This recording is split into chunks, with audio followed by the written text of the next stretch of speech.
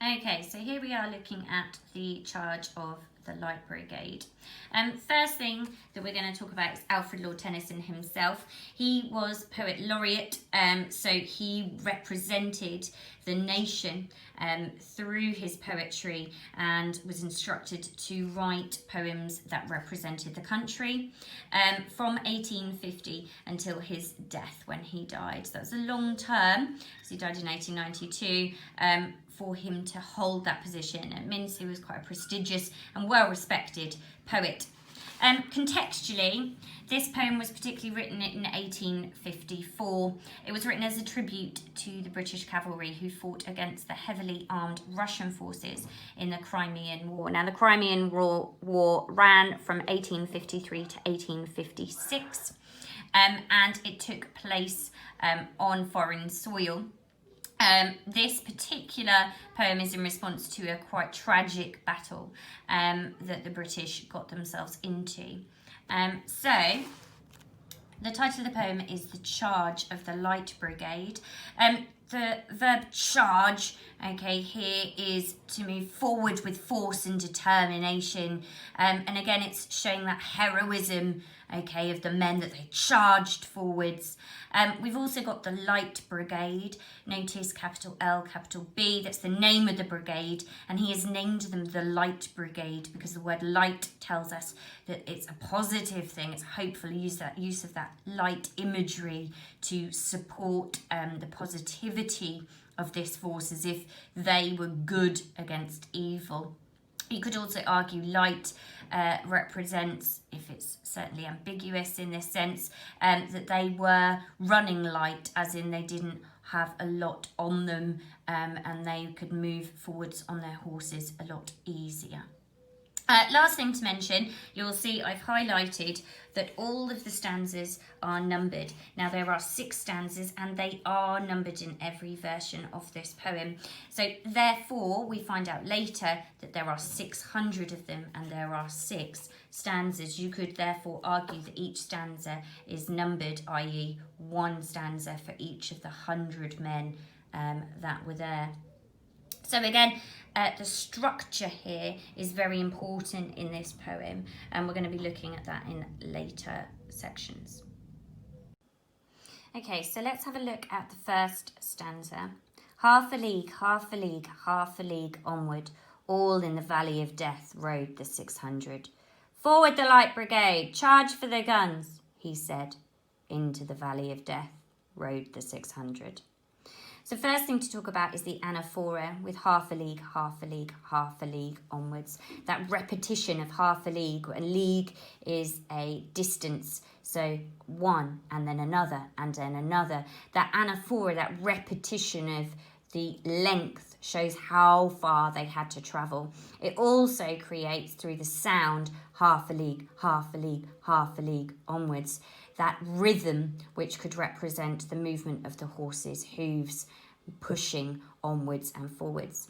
Then we have all in the valley of death, the personification here, because death has a capital D, personified death here. In other words, the valley belongs to death. Death is a person, is the enemy, and the valley belongs to them. It's foreshadowing the kind of evil that's going to happen in this place.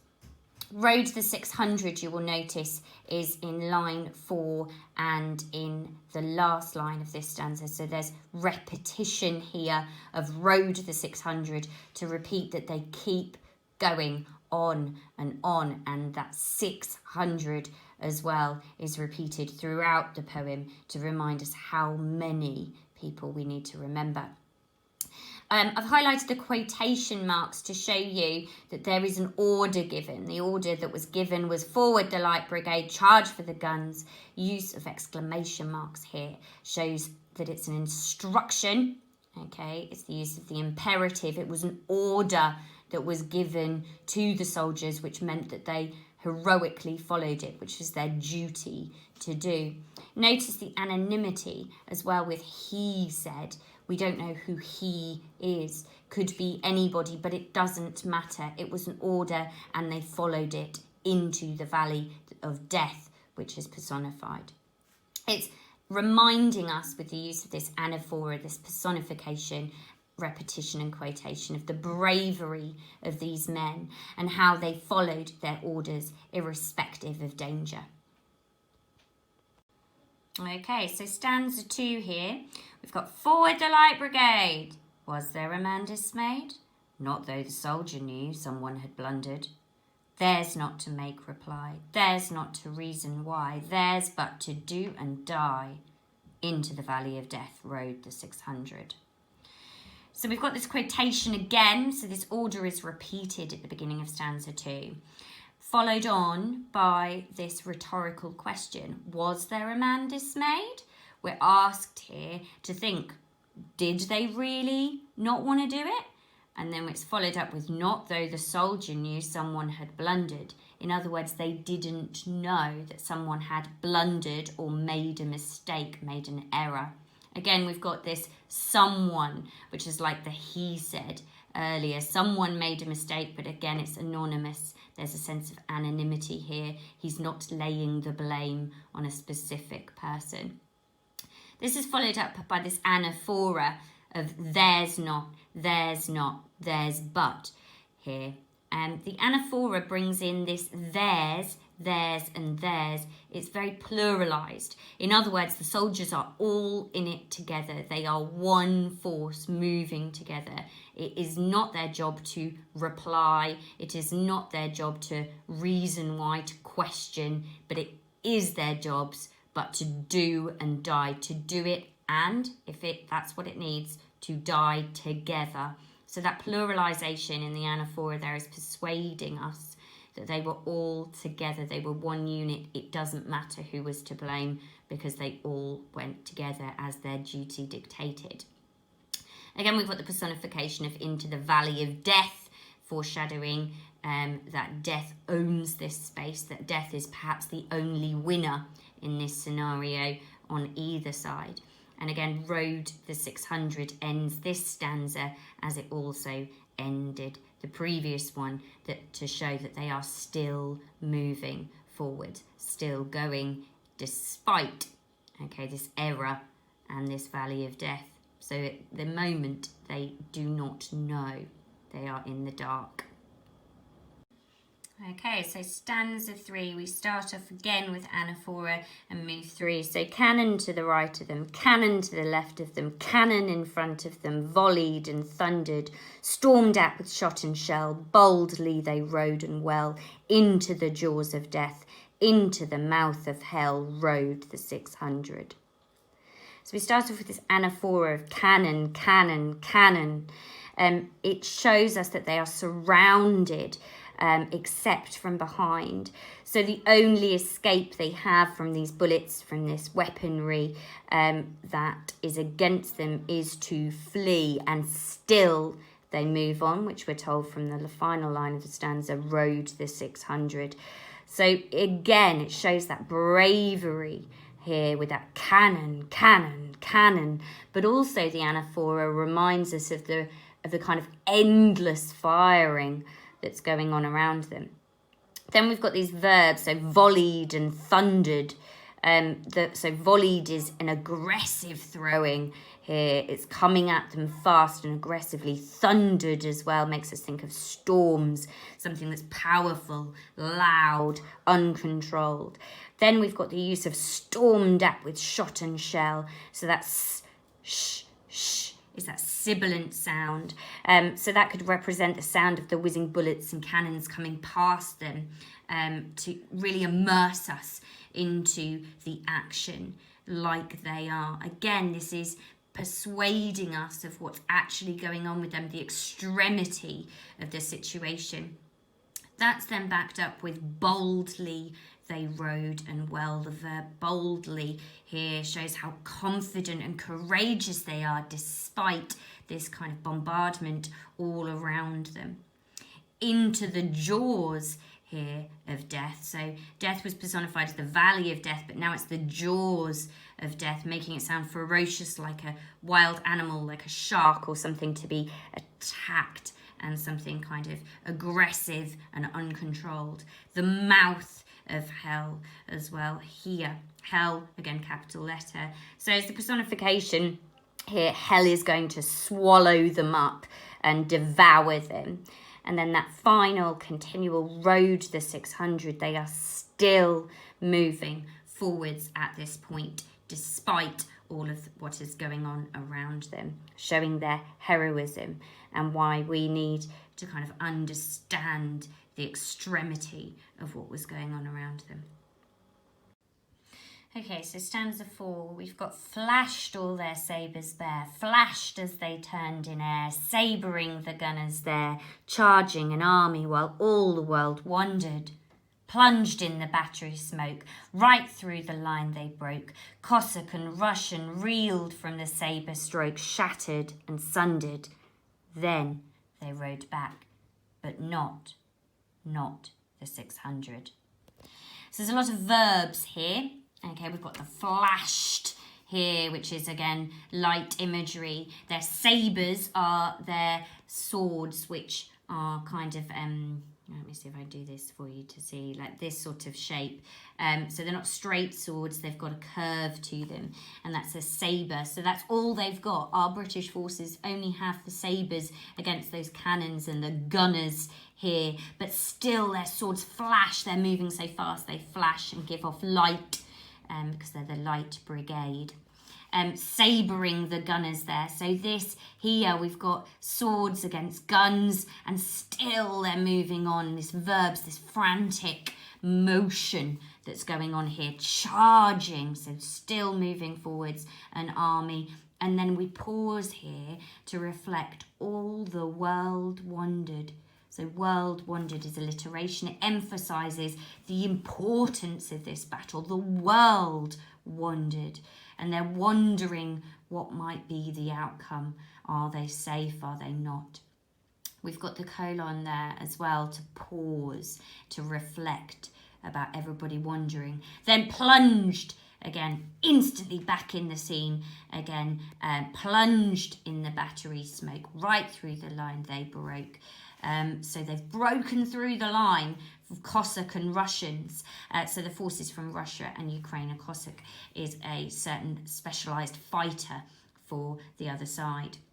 Reeled from the sabre stroke. So again, these verbs showing the action, but then finally shattered and sundered. If you're sundered, you're put asunder, is to be put down. So it's a defeat here. The sh and the s, again, is like the slashing sound from the swords here, and the breaking and the pausing.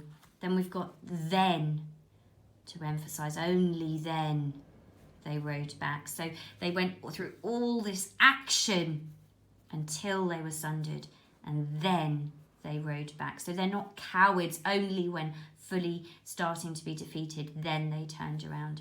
And then the emphasis here with the repetition, but not the 600. So they are no longer full and complete as they were here, and here. Here, they are broken. They are no longer the 600. Okay, so this is stanza 5 here.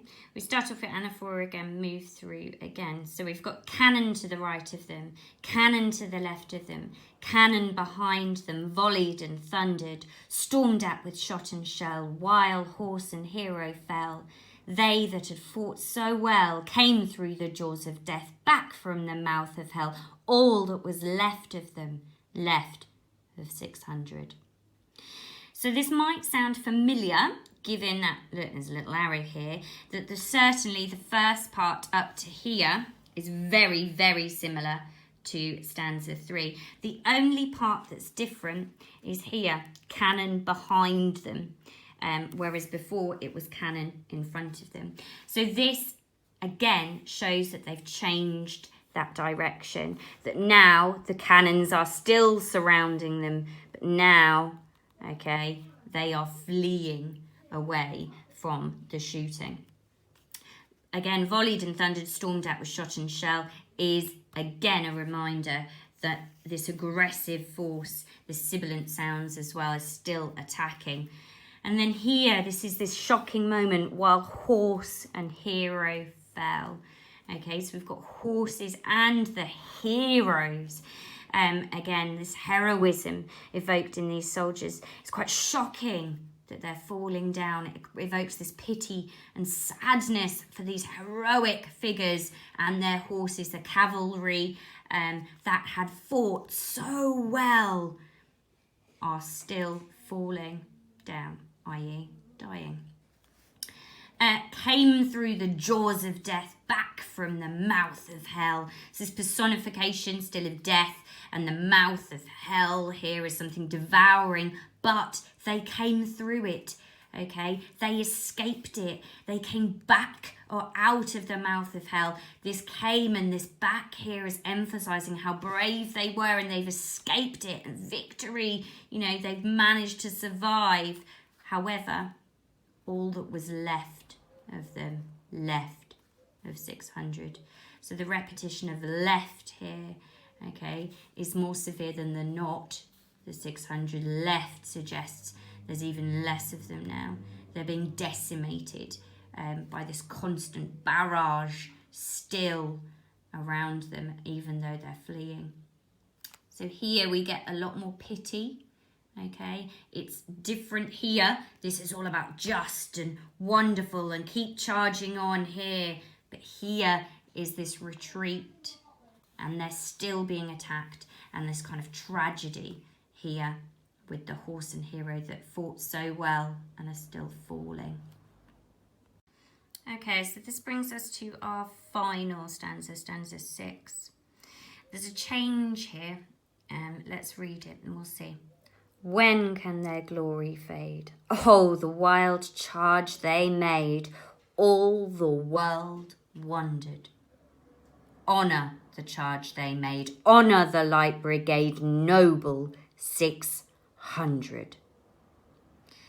So we start with this rhetorical question, when can their glory fade? It's asking us, the reader, to think about it, therefore suggesting that their glory will not fade. Oh, here in the second line, is emotive, like, oh, the wild charge. It's emotive, it's almost desperate, it's exclamative as well. The exclamation mark tells us it's passionate. Obviously, being an exclamation mark, there's a pause after that, which is followed by all the world wondered, which is a repetition of the same line from stanza 4. But in stanza 4, that with the enjambment, while all the world wondered, and then the colon, there's a slight pause. It's less statemental. It's like, oh, the world are wondering what the outcome will be. But here, it's all the world wondered. It's a statement. The people are still thinking when their glory might fade, why it happened, what can we do to fix it in the future. So the same line, but the punctuation and the lack of enjambment here makes it more statemental. It makes it stand out. It makes us understand that this is a hinge point in history and we need to remember and learn from it. Then we've got these imperative verbs and this anaphora in the next two lines. Honour the charge they made. Honour the Light Brigade. It's almost direct address. It's commanding us with this imperative language to honour them forever. We must remember and respect and kind of celebrate these men, the Light Brigade again. Then we've got the final line, noble 600. So the last few stanzas, they've been described as not the 600, left, what was left of them, and here they are the noble 600. So the word noble means to give fine qualities and moral principles. It's giving them esteem here, okay? They are not just ordinary men, they are the best men. Also notice that 600 here, okay, ends in that commanding exclamation. We are being instructed by the poet here to remember these honourable, noble men, and we must remember them. And that commanding exclamation mark helps us to do that. Okay, so now that we've looked at each of the stanzas individually, I want to talk about the poem as a whole, because the structure of this one in particular is really, really important. Tennyson was a master poet, and everything he's done, especially structurally, is really important. So we talked about the numbered stanzas earlier. There are 6 stanzas. They could represent, therefore, each of the 100 men. Also, they're numbered to show that it's chronological. Okay, the poem moves through the story of these men's lives. So we start at the beginning with the beginning of the charge, we move forward, and this is the impactful stanza. Then we have the retreat, and finally the kind of aftermath. So it's a chronological move through. Now, also to mention as well is if we count the number of lines in each stanza, and visually you can see it builds up. So we start off with 8 lines, okay, at the beginning, which is a fair amount. We move up to 9, and 9 again, that repetition of 9 lines. So they're starting out, they're charging on, they're still charging on with the 9 lines, and then 12 lines here shows the massive impact. Okay, the 12 lines represents the pinnacle, the climax of the battle, where all these frantic verbs are. It's where the action is. Then we drop down in stanza 5 to 11 lines. Now that could represent the loss of some of the characters. We know that they're not the 600 here, but here they are left of 600, so there's a deterioration here as we move through in the amount of lines, but there's still a lot of action and that repetition at the beginning. Now notice that stanza 6, okay, which is the aftermath, the reflection stanza on what happened, is 6 lines. It's substantially shorter than all of the other stanzas in lines, and it's succinct. It's a summary of what we need to have learnt from this experience. Now 6 lines again, it can't just be a coincidence that it's stanza 6, that it's 6 lines, and that there were 600 men. So Tennyson is making a point here. It's about memory. This stanza is all about remembering and honouring them. And so therefore he's chosen to do that himself in the structure of this final stanza as well. Structurally as well, other things to notice is that obvious repetition of the 600 finishing every single stanza. We must remember 600 men. It's a lot of men. It's a big loss. And that repetition at the end of each of the stanzas is important. But also what is important is what begins each of those lines. So the road, to show they keep moving on. The not here, so there is a loss. Then left, a more significant loss. And then noble. And also notice the use of exclamation marks at the end of this one to differentiate the 6th stanza from the rest. There's a lot of repetition, which is also a structural technique as well. So there's a lot going on in this structurally, and make of it what you will, but remember, when you make a structural point, you need to tie it into why. Why has the poet made that structural point? How does it connect with the content of the poem, and what is the meaning of that structural point that's made? I hope you've enjoyed it. It's one of my favourite poems from the anthology, and I'm going to set a question for you to answer.